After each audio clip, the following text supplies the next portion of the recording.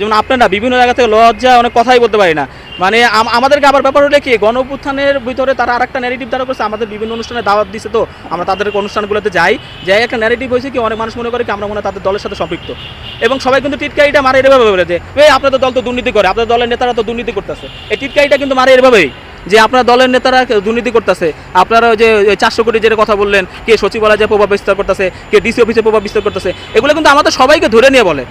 যেমন আপনারা দেখছেন যে কেউ কথা বললে কিন্তু বলে কি ওই যে কি আহতরা এটা করছে, আসলে কিছু লোক করে ভাই। এই যে আমি যে বলতেছি যে গণ অভ্যুত্থানের প্রাইভেট বিশ্ববিদ্যালয় তো বিশাল ভূমিকা ছিল, এই প্রাইভেট বিশ্ববিদ্যালয়ের তো ছাত্রদের নামে এরকম দুর্নীতি আসলো না কেন? তারা তো শহীদ হয়েছে বেশি, তাদের নামে এরকম দুর্নীতি আসলো না কেন? তারা শহীদ হয়েছে বেশি, আহত হয়েছে বেশি প্রাইভেট বিশ্ববিদ্যালয়ের ছাত্ররা, তাদের নামে দুর্নীতি আসলো কেন? ওদের নামে আসলো কেন? এটা আমাদেরকে খুবই ব্যথিত করে ভাই। মানে এটা লজ্জা, এখন অনেক কিছু বলতেও পারি না, অনেকে টিটকারি মারে। আর আমি সবাইকে দেশবাসীকে বলবো ভাই, কিছু লোক রাজনৈতিক দল করছে, কিছু মানে কিছু ছাত্ররা রাজনৈতিক দল করছে, আর কিছু আহত ওই রাজনৈতিক দলে যোগ দিচ্ছে, কিছু শহীদ পরিবার ওই রাজনৈতিক দল যোগ দিচ্ছে। আপনারা দোষারোপ করার সময় ওই কিছু লোককে দোষারোপ করেন, সবাইকে নিয়ে দোষারোপ করেন, এটা আমি হাত জোর করে অনুরোধ করতেছি। আপনারা আমাদের অপরাধ, আমাদের আহতদের ভিতরে তো সবাই যে ফ্রেস্তা ভালো এরকম কোনো কিছু না, আমাদের আহতদের ভিতরে অনেক অপরাধী আছে, গুটি সংখ্যক অপরাধী আছে, স্বার্থন্বেষী আছে, দালাল আছে। এদের জন্য আপনারা সবাইকে গালি দেন না। আমি সবাই গণমাধ্যমে আজকে আমি অনুরোধ জানাবো যেন আমাদের সব আহতদের গালি দেন না। কিছু লোক সব সময়, আপনারা জানেন যে একটা দুর্ঘটনা ঘটলে 3 ধরনের লোক থাকে, একজন হলে উদ্ধার করে, আরেকজন হলে দূরের থেকে চেয়ে দেখে ভিডিও করে, আরেকজন হলে কি পকেটে কি আছে সব কিছু নিয়ে নেয়। তো ওই পকেটে কি আছে সব কিছু নিয়ে নেওয়ার পক্ষে গেছে গা একটা ছাত্র প্রতিনিধিরা, কিছু ছাত্র প্রতিনিধি ওই পক্ষে গেছে গা।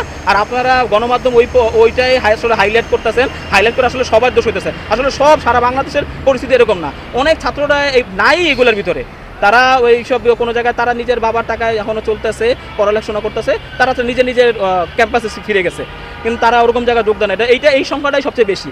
আর কিছু সংখ্যকই আসলে এইসব দুর্নীতির সাথে জড়িত, ওই বদনামটা আসলে বড় করে আসতেছে, যেটা আসলে দুর্গন্ধ যে ছড়াই বেশি ওইটা আসতেছে। আমি অনুরোধ করব আমাদের আহতদের নিয়ে বা শহীদ পরিবার নিয়ে যখন আপনারা কথা বলবেন, নির্দিষ্ট যে লোকগুলো কিছু ওদের নিয়ে কথা বলেন, আসলে সবাইকে ধরে আপনারা কথা বলেন না, এটা আমাদের অনেক লাগে, আমাদের এটা অপমানজনক বিষয় হয়ে দাঁড়াইছে এখন।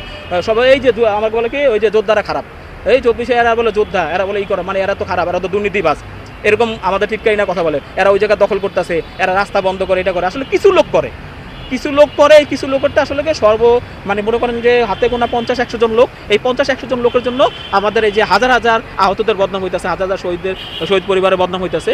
আমি বলবো যে আপনারা নির্দিষ্ট যে লোকগুলো অপরাধ করছে, ওই লোকগুলা বা নির্দিষ্ট যে লোকগুলো দুর্নীতি করছে, ওদের নাম ধরে ধরে আপনারা বলবেন। সব ছাত্ররা খারাপ না, সব ছাত্র প্রতিনিধিরা খারাপ না, আর সব আহতও খারাপ না। আমি শেষ করি।